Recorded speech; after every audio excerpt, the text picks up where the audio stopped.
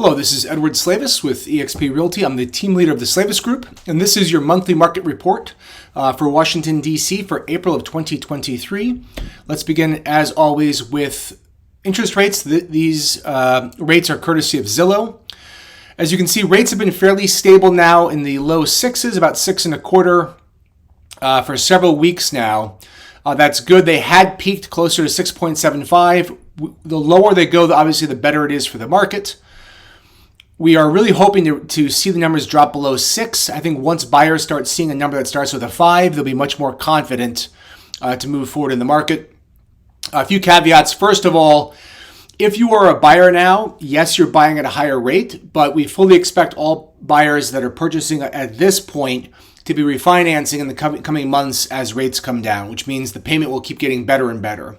And second caveat is simply that this is just a national trend, a national average. The amount you actually qualify for, you in particular, varies, of course, based on your credit, your debt to income, etc. So if you're interested, reach out. Happy to introduce you to one of our preferred lenders who can look at your file and tell you exactly how much of a loan you would qualify for given today's rates. Now, this report is just for Washington, D.C. These are the new listings broken down by month for the last year. And as you can see here, March, not what we're hoping for, considering, again, April, May, June, September, some very good, strong months there in the listings. This right here, I was hoping to see a lot more listings, meaning a lot more confidence of sellers coming to market. And unfortunately, we did not see it. This chart is the number of new listings year over year. So as you can see, March of 2023 compared to March of 2022 is down about 22%. So the total new listings coming to market is down significantly. What about the properties that are closings, though? Closings being more indicative of the strength of the market than just new listings. Those are down about 30% year over year. And as you can see, for the last 12 months, really since the start of the higher interest rates, every single month we saw fewer closings in Washington, D.C. than we did in the previous, that month for the previous year. And this report is just on Washington, D.C., but that data, this trend is the same if you look at the entire D.C. metro region. How does it affect prices, though? This is the price per square foot over the last year. The blue line is all homes, the yellow is condos, and the red are detached single-family homes. Condos have a higher price per square foot because they are smaller, so you have a smaller denominator, higher number. The absolute values of these would be reversed, where the red line would be higher. But based on price per square foot, you can see things have been fairly flat throughout the course of the year. And if we go and compare that year over year, what you're going to see is for Washington, D.C., since July, condos have been selling at a lower price per square foot than they did last year.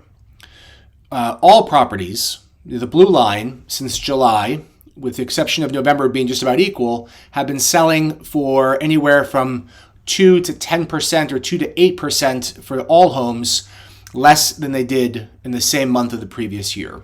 Single-family homes, for the most part, as you can see, we had 6 months here where the prices actually increased.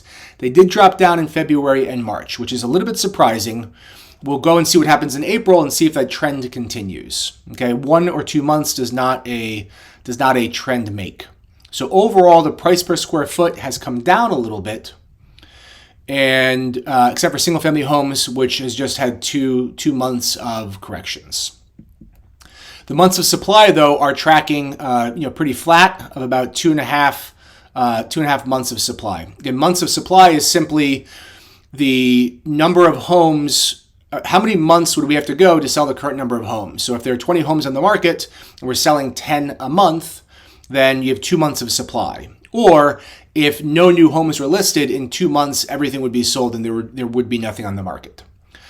This, by all means, is still the seller's market. Traditionally, if you have less than 6 months of supply, it's a seller's market. We're still only at 2 months here. It's as we are used to having about a month to a month and a half in supply, so 2.5 months is an increase, but still, by all means, a seller's market. This is the chart that I had in my report last month. This was not updated, but these numbers are essentially the same, whereas the total number of sold properties is down, for the year to date, and the total number of properties that did not sell is up significantly year to date. So what does all this mean? Again, fewer homes are being listed. Home sales have slowed. The number of homes selling has decreased, and the inventory, the months of supply, has increased.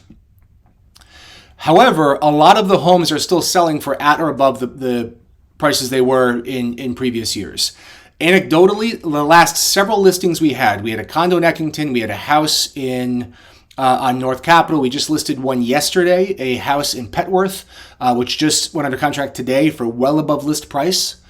So I still believe it is a good time to be a seller if you're willing to properly prepare the home, price it, market it correctly.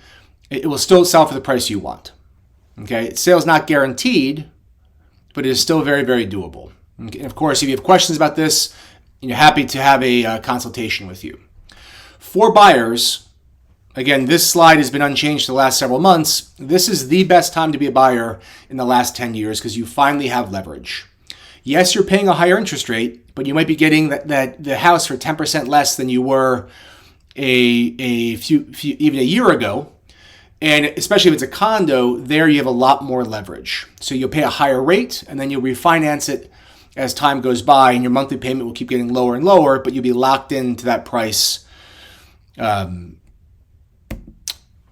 of course, if you have questions about this, please reach out. Happy to have a consultation with you or to introduce you to one of our agents who can walk you through the entire process, introduce you to one of our lenders, and explain why we think this is such a great time to be a buyer.